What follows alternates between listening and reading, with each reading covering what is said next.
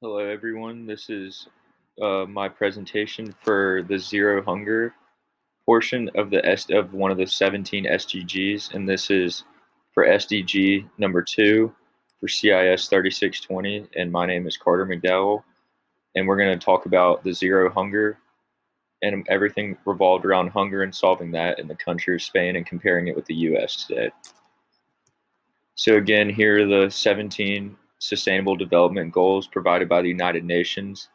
That being no poverty, zero hunger, good health and well-being, quality education, gender equality, clean water and sanitation, affordable and clean energy, decent work and economic growth, industry innovation and infrastructure, rejected inequalities,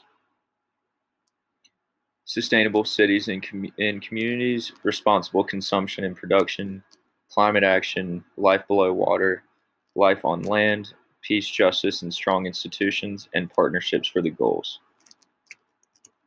So here is the chart and explanation for the zero hunger. And the main goal is to end hunger and achieve food security and improve nutrition and promote sustainable agriculture.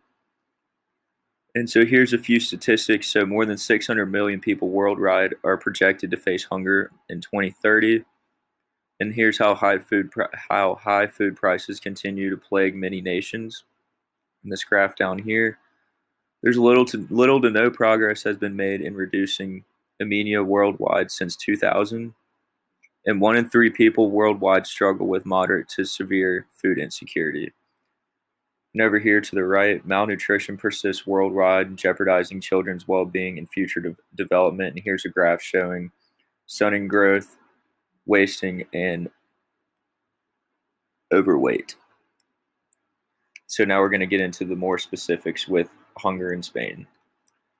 So to compare the Spain and U.S. hunger situation, Spain's hunger problem tends to stride from its problem with poverty and more specifically with interest rates and inflation. The hunger queues were implemented during COVID for those without work, and due to inflation and high rates, the government has been forced to extend them in the meantime, which was not an original plan. They have been losing donations because everyone in Spain is struggling with inflation. In regard to the U.S. hunger problem, more than 34 million people, including 9 million children in the U.S., are food insecure. The pandemic has increased food insecurity among families with children and communities of color who already faced hunger at much higher rates before the pandemic. And so here's Spain's 3 goals for fighting hunger. The first thing is the minimum vital income. In the second quarter of 2020, Spain's unemployment rate rose to 15.33%, and due to COVID, many people in Spain lost their jobs. A direct result of reduced employment in Spain has been a rise in food insecurity, which means that the more people are struggling to put food on the table. And the next one is the hunger queues.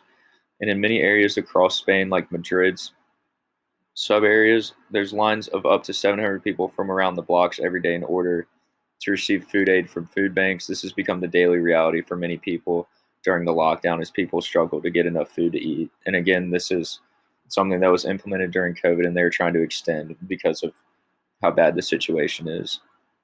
And this is the other last solution, which is the problem of hunger in Spain, is the solidarity, and to both cut down on food waste as well as help people experiencing food insecurity to get enough food.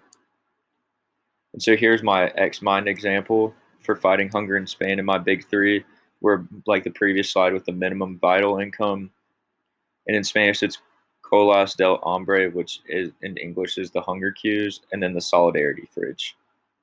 And that's it. Thank you guys for watching, and we'll get back to you next time with the SDG 3 assignment.